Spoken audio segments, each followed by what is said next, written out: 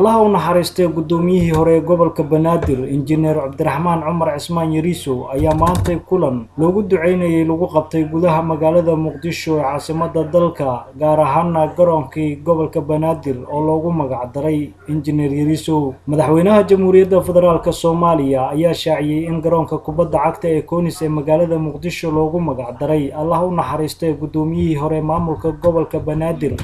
مرحوم إنجنير عبد الرحمن عمر عثمان يريسو مدحوينه فرماجو oo garoonkaasi uga qayb galay kulan loogu duceynayay duqii hore magaalada Muqdisho ayaa sheegay in lagu xasuusan doono geesinimadii iyo adeegidii shacabku u adeegayay waxaana kulankaasi ka qayb galay boqolaal dadweyne oo ka kala yimid degmooyinka magaalada Muqdisho ee xarunta dalka Soomaaliya waxa sidoo kale kulanka ka qayb galay ra'iisul wasaaraha xukuumadda Soomaaliya xildhibaano ka tirsan labada aqal ee dawladda Soomaaliya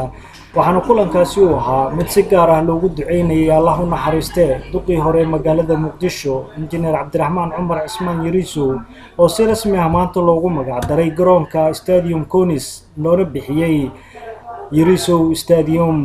qaranka inoo xil saartay xubnaha guddigeena oo aan magacooda ku hadlayo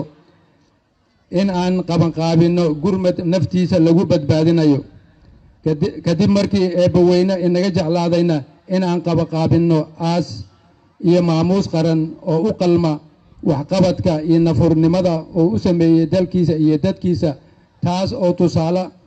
iyo hiigsi u noqon doonta cid kasta oo abaal u gasha qarankan الله ونحرسته ويلو دل قدوميه هراء قبل كبنادر إنجنير عبد الرحمن عمر عثمان يريسو أيها شيء إن إنجنير عبد الرحمن عمر عثمان يريسو سنكبح نقويسك سلمان كان وكبح دمان ومد الصوماليات مدنيال يدمان شعب الصوماليا مركو هراء وين إسكا تحسيننا جاردي كتمت الله نحرسه توق مقالده أنا قدومي قبل كبنادر أبهي عبد الرحمن عمر عثمان إنجنير يريسو الله نحرس أبو عبد الرحمن مؤسن كدبن أو كليجا قوسكيسكا لكن وحوكو جاريوده شعبك يقارن كالصوماليات مدني مدح وينه وحن أمد الصوماليات كما كذا مدح إلينايا دعاء على قرب تاجنيه أنتي وهوسبيتالك كجرا إيا مركي وجاريوده كذب إيا ما أنت أنا تاجنه إن أنت عينه فجزاكم الله خيرا وقدام بين وحنا مناسبة كهذا مدحوينها جمهورية الصومالية محمد عبد الله فرماجي رئيس وزراء حكومة الصومالية حسن علي قيرة الله ونحرسته إنجنير يريسو وحقولها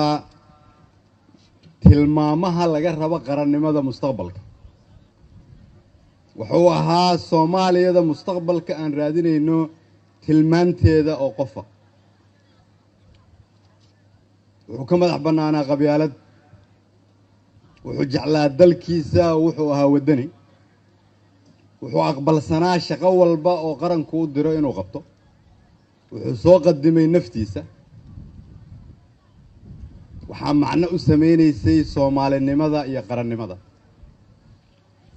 wuxuu lahaa dulqaad inteena kale haddii la isku daro aanan lahayn mar walbo la isu yimaado wuxuu ahaa qofka ugu horeeyo tanaasula inay qof maskiin ah oo waxba garanaynin ay ku soo dhex daraan dadka oo noo eg oo qaarkood aan u naxariisanayno ay ka raadiyaan halkaas inay dhibaato ka sameeyaan oo hal doorkeena ay ku dhibaateeyaan waa meeshii ugu dambeysay waxaa loo baahan yahay inaan geesinimo ka qaadno inaan dhiiranaan ka qaadno inaan xoojinno la dagaalankooda inaan adkeenno amnigeenna inaan adkeenno wada shaqaynteenna iyo cabdiraxmaan iyo dadkii dhintay booskoodii inaan buuxinno aan ku buuxinno geesinimo iyo adkeen iyo shaqo wanaagsan iyo dawladnimo